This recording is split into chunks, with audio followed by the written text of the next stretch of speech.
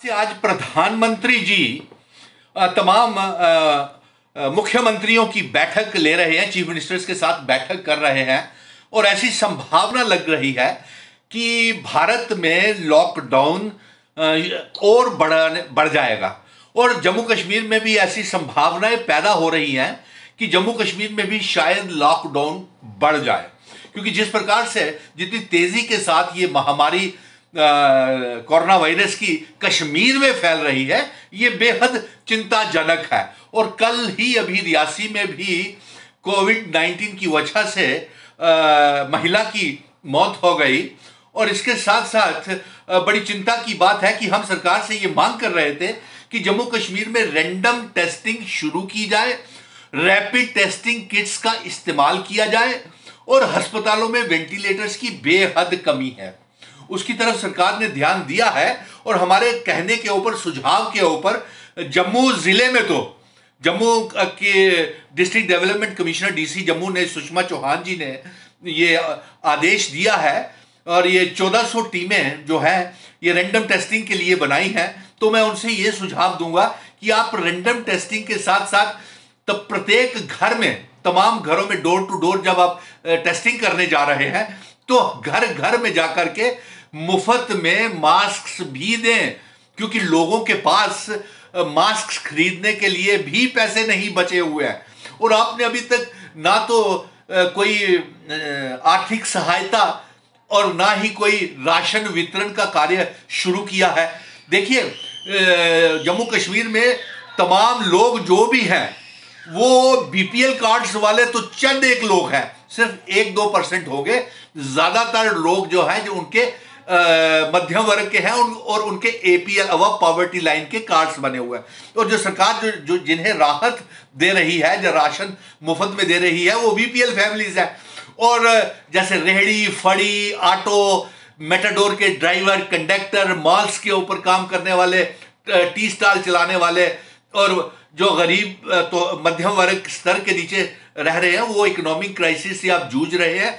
आज प्रधानमंत्री जी की संभावना लग रही है, जिस प्रकार से दूसरे राज्यों ने लॉकडाउन बढ़ाने के लिए पहले से ही घोषणा कर दी है और कश्मीर की स्थिति को देखते हुए ये भी लग रहा है कि हमारे जम्मू कश्मीर में भी संभावना है लॉकडाउन बढ़ने की। इसलिए हम ये प्रधानमंत्री जी से ये गुजारिश करेंगे कि आप लॉकडाउन बढ़ाएं। जम्मू कश्मीर की और भारत की जनता आपके हर आदेश का पालन कर रही है, लेकिन आप स्वयं भी ध्यान रखें आर्थिक संकट का लोगों का और उनके लिए कोई इकोनॉमिक पैकेज अनाउंस करें ताकि मध्यम वर्ग के लोगों को भी कुछ राहत पहुंच सके। और मैं ये उपराज्यपाल साहब से ये मांग करूंगा कि वे तमाम राशन होल्डर्स जितने भी हैं जम्मू कश्मीर के, उन्हें मुफ्त में 2-2 महीने का राशन दें और धनराशि भी दें।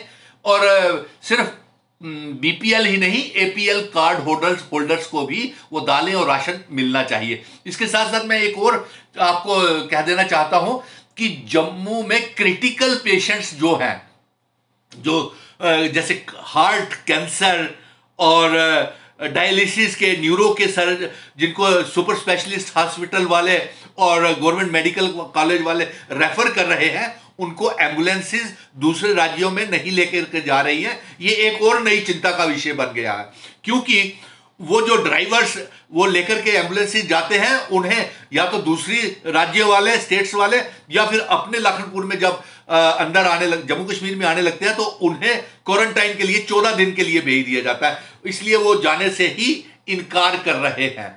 इसके साथ साथ मैं ये भी कहूंगा कि अब की बार उपराज्यपाल साहब ये जो बैंक्स को निर्देश दें और प्रधानमंत्री नरेंद्र मोदी जी भी बैंकों को निर्देश दें कि वे इस लॉकडाउन के समय के दौरान ट्रांसपोर्टर्स, व्यापारियों से और जिन्होंने home loans, house loans, car loan, vehicle loans लिए हुए हैं, उनसे इंस्टॉलमेंट के ऊपर इंटरेस्ट नहीं काटें और उनके माफ करें। इसके साथ साथ मैं ये भी कहूंगा कि जम्मू कश्मीर की सरकार और केंद्र की सरकार ये घोषणा करे कि